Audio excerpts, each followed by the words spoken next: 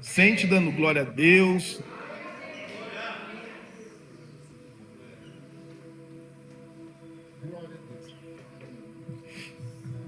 Irmãos, não se incomode com a minha voz falhando ou se em algum momento ela ficar rouca demais. Eu estou me recuperando de uma gripe forte, mas estou aqui diante do Senhor para louvar e engrandecer o nome do nosso Deus. Que culto maravilhoso hoje, irmãos. Cheguei atrasado, mas ainda consegui me entronizar e ouvir Deus falar, sentir a presença do Espírito Santo, falar em línguas, edificar o meu espírito, porque Deus está aqui, Deus está na casa. Você pode me falar, mas pastor, o senhor chegou atrasado, sentiu tudo isso, e eu cheguei cedo e eu não senti nada ainda. Jesus está aqui, irmãos, amém? O que muda se nós entramos com o espírito de Marta ou se nós entramos aqui com o espírito de Maria. E é sobre isso que eu quero falar hoje, pregar hoje neste lugar. As nossas distrações. Aquilo que tem poder de nos mover de lugar. Aquilo que tem influência na nossa vida ao ponto de nos tornar distraído para aquilo que mais importa, aquilo que é mais precioso, mais valioso e que muitas vezes a gente perde e temos dificuldade de encontrar. A Bíblia diz aqui, irmãos, que Jesus estava em uma das suas caminhadas pregando, evangelizando, fazendo milagres, e uma mulher o viu fazendo tudo isso e percebeu que a comitiva de Jesus estava cansada e precisava de um lugar para pousar, se alimentar, ser cuidado. E Marta olhou para Jesus e disse: Jesus, a minha casa está aqui pertinho, vem para minha casa, vem pousar na minha casa, deixa eu receber o Senhor na minha casa. Irmão, só faz isso quem conhece Jesus, quem sabe quem Jesus é. Só convida para dentro de casa aqueles que de fato tiveram alguma experiência com Jesus, que ouviram a voz de Jesus e falaram: a voz deste homem é inconfundível, e é este homem que eu quero dentro da minha casa. E eu tenho certeza, irmãos, que todos nós que estamos aqui queremos do fundo da nossa alma levar Jesus para nossa casa. A grande pergunta é: como está a nossa casa para receber Jesus? O que faremos quando Jesus entrar dentro da nossa casa? Jesus atendeu o pedido de Marta e foi para a casa daquela mulher.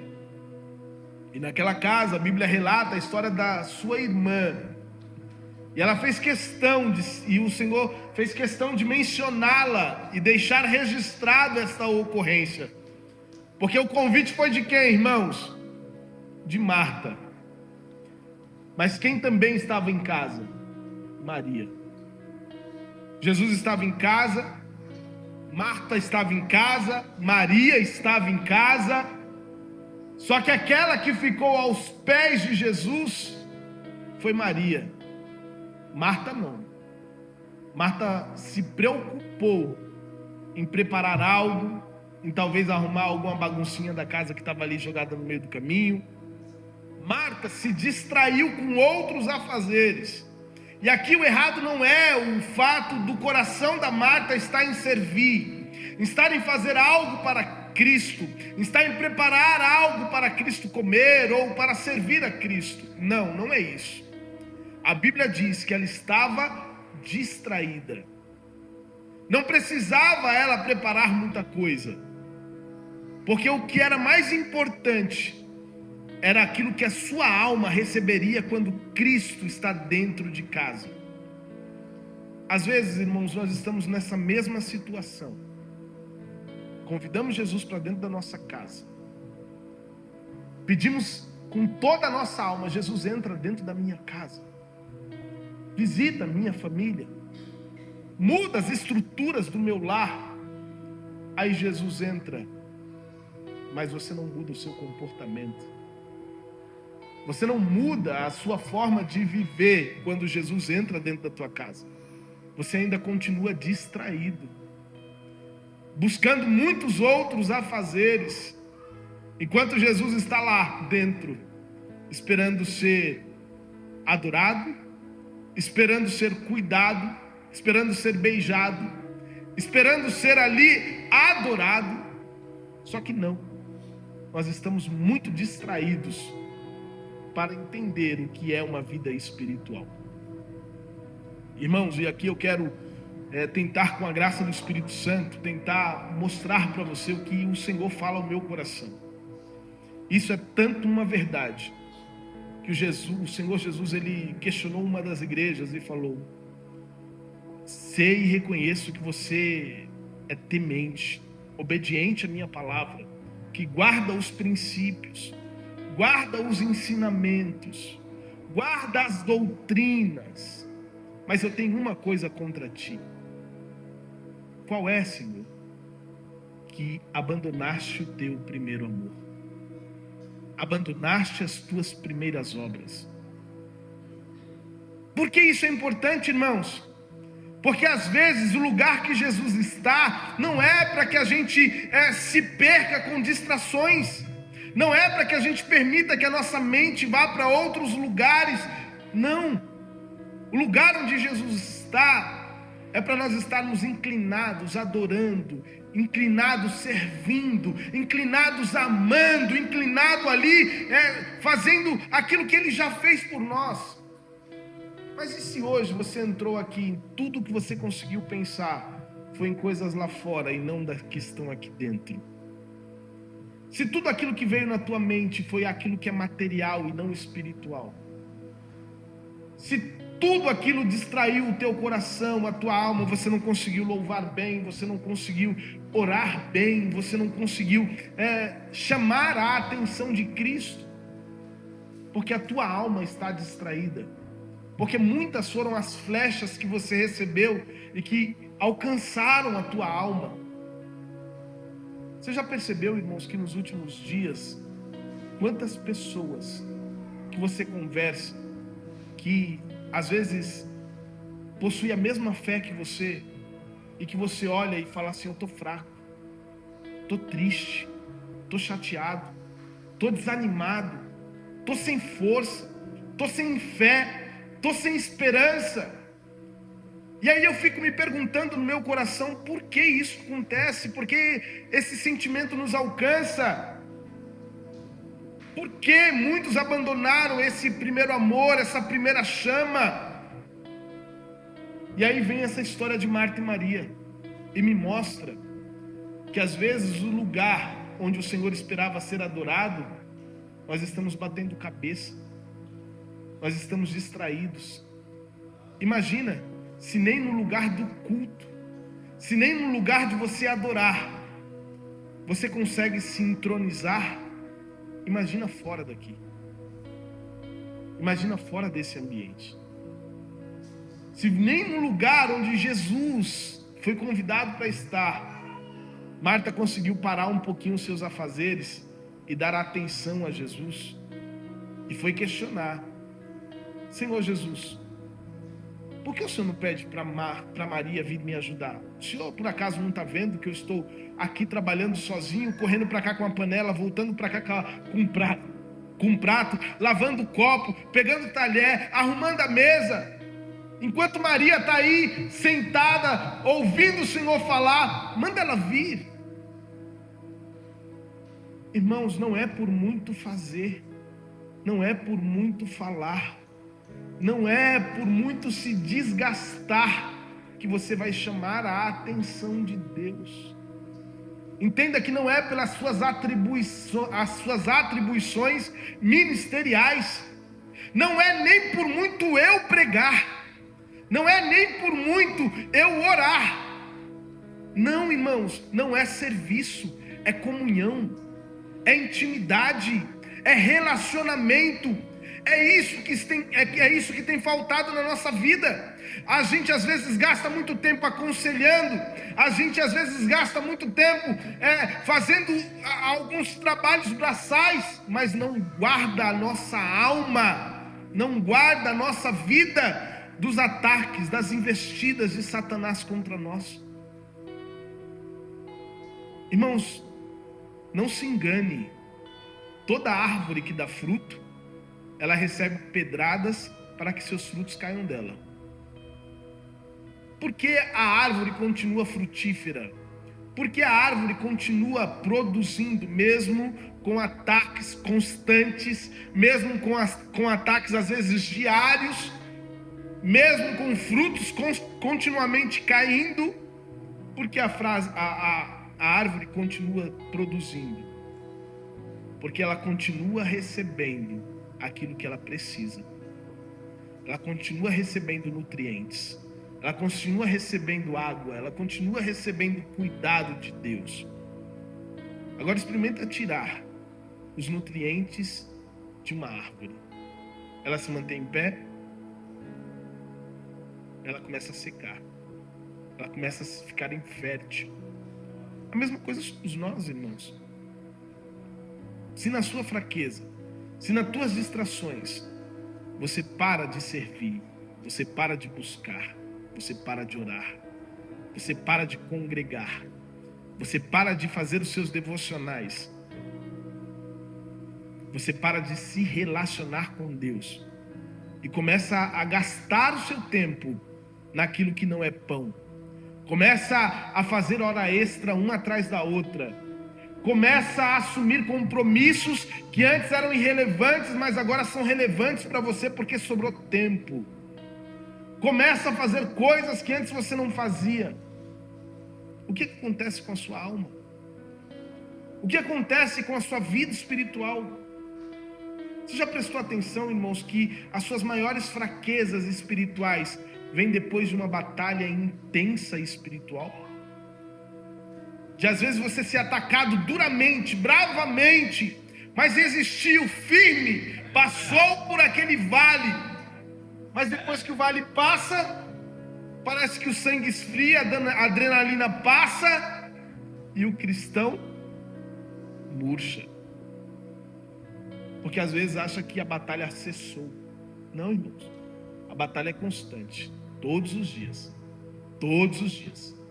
E a Bíblia diz que é uma coisa importante para nós, como igreja, não ficarmos longe, que é o nosso revestimento, que é o nosso relacionamento com Deus, é a nossa chama, é a nossa lamparina. Quantos tem lamparina aqui, irmãos? Todo mundo, né? Glória a Deus. A pergunta é, ela está cheia ou ela está vazia? Não adianta mentir não, tá? Jesus está aqui, viu? Jesus está aqui, viu? Não adianta mentir não. Irmãos, todos nós temos lamparina. E é importante nós entendermos isso, porque a responsabilidade de manter o azeite na lamparina não é de Deus, é nossa. Entende isso? A lamparina foi te dada, o poder, o Espírito Santo, a graça, a bondade, a misericórdia de Deus te alcançou. E isso hoje representa uma lamparina nas tuas mãos. Só que, irmãos, estar ela cheia ou estar ela vazia é responsabilidade sua. O buscar água no poço é responsabilidade sua. E o perigo, irmãos, é que às vezes a gente pode morrer com algo precioso nas mãos. A lamparina, irmãos, é o nosso respiro. A lamparina é quando te falta força, quando te falta, tem de Deus para você. É como se fosse uma reserva. É como se fosse, irmãos, ali uma sobrevida. Quando as suas forças acabam, quando o seu vigor ali já não existe mais, está ali o Espírito Santo te impulsionando. Não desista, não pare, prossiga, se derrame em oração, desça em oração. E o Espírito Santo nos comove, o Espírito Santo nos convence, o Espírito Santo nos impulsiona. Mas o que fazer se a lamparina está vazia e a presença do Espírito Santo já se afastou de nós? E aí onde entra, irmãos, as grandes quedas.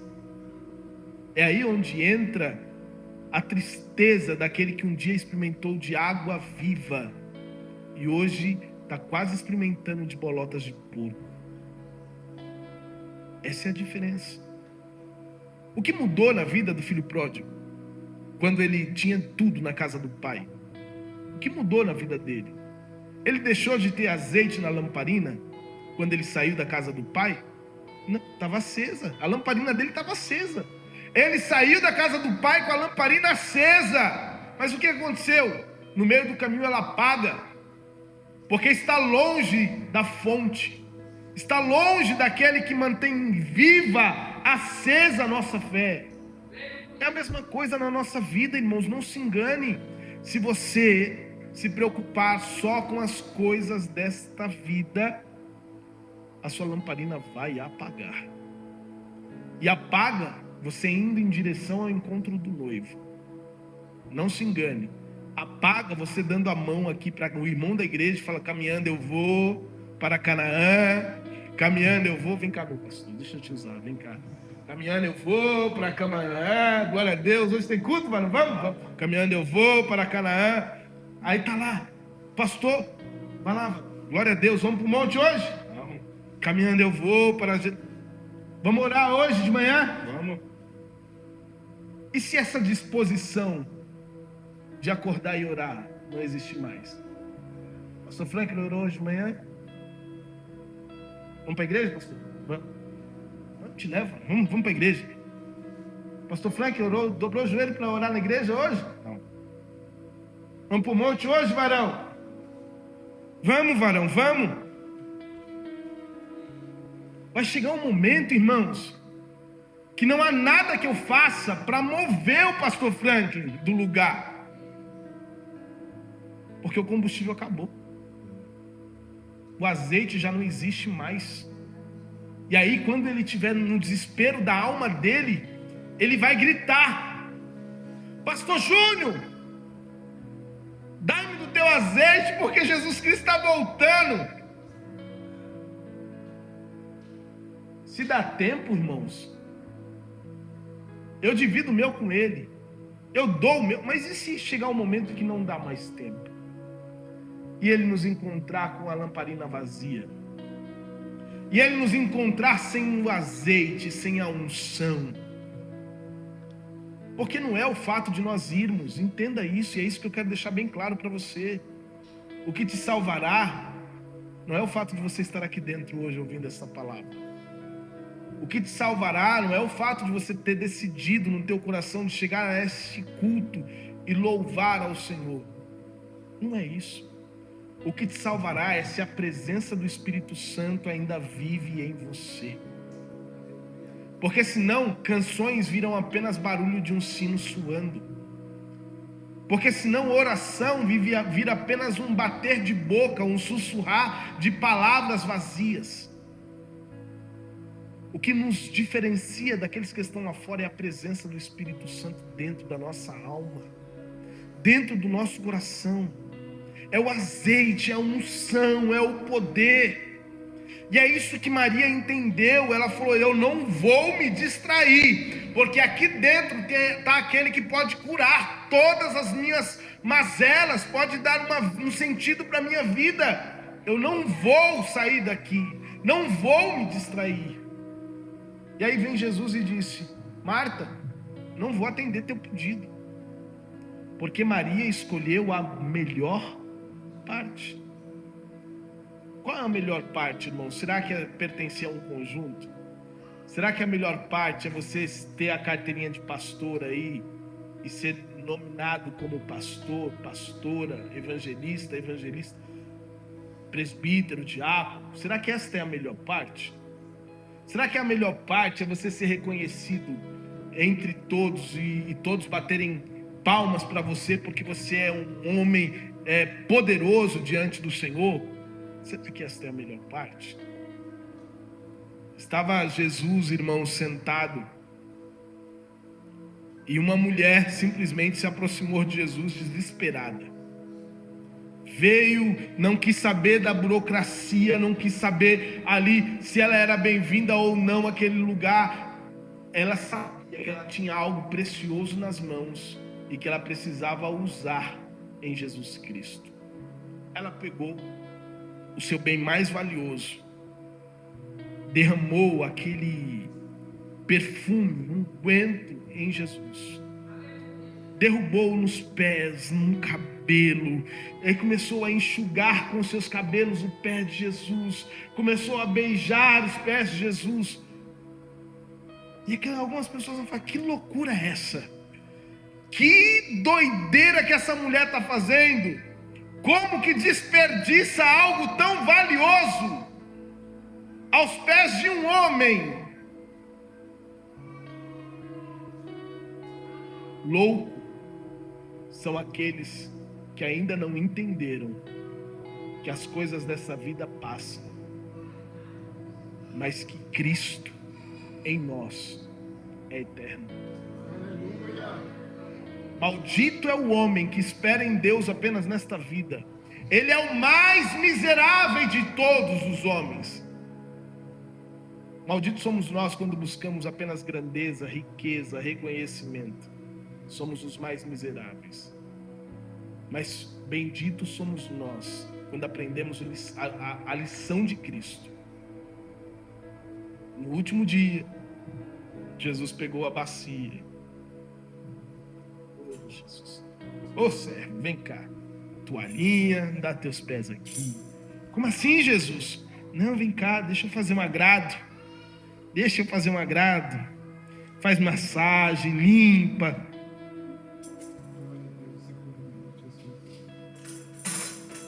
Nos ensinando uma lição importante e valiosa, que é amar, que é cuidar, que é preservar, que é limpar. Você entende isso, irmãos? Se você hoje entrar por estas portas se achando limpo demais, você não abrirá espaço no seu coração para Deus curar algumas feridas que estão aí abertas. Tem pecados, irmãos, que nós não nos afastamos deles porque nos achamos perfeitos demais, melhor que algumas pessoas, pelo menos, né? Ah, mas eu sou melhor que aquele, 100% ali, ó, pelo menos 80% melhor que muita gente eu sou. É, mas os seus 20% pode te impedir de viver e de experimentar a promessa de salvação dada aos homens. Há uma palavra, irmãos, que é verdadeira, que ela diz que se o teu olho direito te faz pecar, arranca-o, porque é melhor entrar no reino do céu sem um olho do que ir para o inferno com o corpo inteiro intacto. O que isso quer dizer, irmãos? Muitas são as nossas distrações, muitas. A gente tem trabalho, a gente tem família, a gente tem ambições, a gente tem o nosso ego. Muitas são as nossas distrações. Muitas são as ocasiões que nós temos para escolher outras coisas a não ser Deus. E a pergunta que fica é: como que tem sido as suas escolhas? Como tem sido as suas escolhas? Será que o sono tem vencido a sua escolha de orar antes de dormir? Será que acordar atrasado tem sido uma escolha que te impede de orar ao amanhecer porque você quer dormir um pouco mais? Será, irmãos, que a sua escolha de ler a palavra, de não ler a palavra, porque você está com os olhos cansados, mas consegue assistir 3 séries seguidas, será que não tem sido uma escolha? Será que algumas distrações nossas, de fato, não nos têm impedido de sentir e de viver o extraordinário de Deus na nossa vida? Será que de fato nós temos escolhido a boa parte? Ou nós queremos apenas gastar a nossa vida, o nosso tempo naquilo que não é pão, enquanto aquilo que é mais valioso na nossa história está se tornando sempre nosso segundo plano? Nós ouvimos uma ministração para a Esther na quinta-feira passada, né, pastor? A respeito de prioridades. quais têm sido as suas prioridades? Há um texto bíblico, irmãos, que eu termino com ele, que diz: aonde estiver teu coração, aí estará o teu tesouro. Onde está o teu coração? Hoje pela manhã eu fiquei um pouquinho em casa esperando a minha esposa, e a gente liga a televisão e vê marido mata a mulher, mais um feminicídio aparecendo. Aí você vê pai matando filho, filho matando pai, pessoas se destruindo porque colocam o coração no lugar errado. Amam mais pessoas, amam mais coisas e fazem atrocidades por causa disso, do que amam a Deus. Onde está o teu coração? Onde está o teu coração? Acho que foi domingo que nós tivemos uma pergunta aqui na igreja. Não foi domingo, foi no culto das mulheres, no sábado. A irmã Maria nos fez uma pergunta, né? E eu fui com essa pergunta para minha casa, pensando um pouquinho a respeito dela. E ela começou a questionar, e ela indagou da seguinte forma: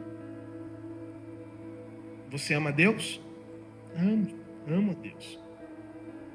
E se o Senhor, como os irmãos sabem, a irmã Maria perdeu o seu esposo. E ela indagou a gente, falou assim: e se o Senhor, e se você tivesse que escolher entre Deus e o seu filho,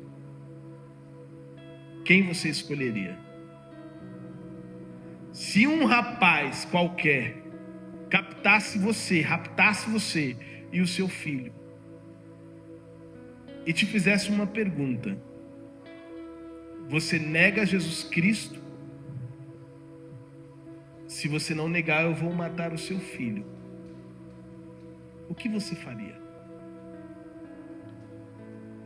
Tem muito emocionado aí que vai falar assim: não, eu jamais negaria Jesus Cristo. Não é fácil. A pergunta é, de fato, quando ela colocou essa questão, eu parei para pensar de verdade, irmãos. Eu olhei do fundo da minha alma e eu falei: meu Deus, qual seria a minha resposta? O que eu faria? E aí é fácil para mim que não tenho filho ainda. Mas aí eu perguntaria para o Wellington: e aí, Wellington, seria fácil a decisão? Isabel, seria fácil para a netinha?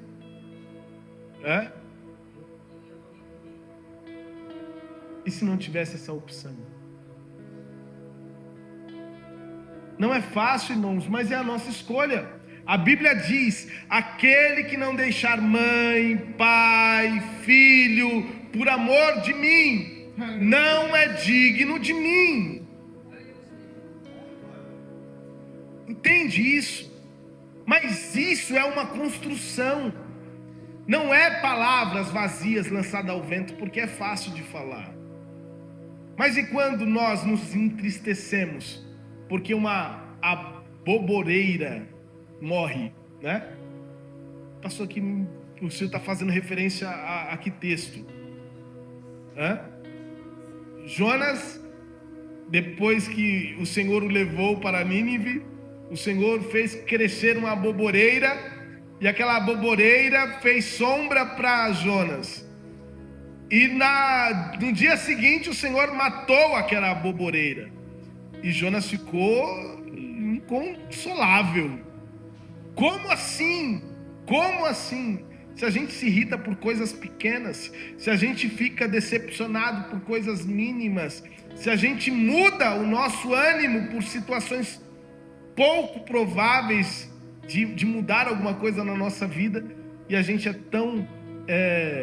tem um texto, tem uma palavra que está me fugindo, a gente é tão vulnerável, a gente é tão volúvel, quanto mais uma coisa tão séria. Por que eu te pergunto isso, irmãos? Porque se nas mínimas coisas você tem negado a Jesus, quanto mais nas mais sérias. Às vezes o seu coração pode estar aí, mas eu não nego Jesus de jeito nenhum. Pedro também pensou a mesma coisa. E só foi correr o risco que ele disse: eu nem conheço esse homem. Nunca o vi. Nunca estive com eles. Nunca andei com eles. Entenda uma coisa, só para finalizar. Você não é perfeito e precisa da graça do Senhor. Você não é perfeito e precisa da presença do Espírito Santo para te convencer dos seus pecados. Você precisa guardar azeite na lamparina. Porque se você não guardar azeite na lamparina, na hora de ir comprar e não dá tempo, você pode encontrar na porta fechada. Então nunca escolha serviço além de entrega. Nunca escolha apenas o braçal. Nunca escolha apenas o material, mas escolha aquilo que é espiritual. Amém? Não deixe o seu primeiro amor acabar, mas resgate a ele onde você perdeu. Volte às suas primeiras obras. Ponha de pé. Deus, muito obrigado pela tua palavra.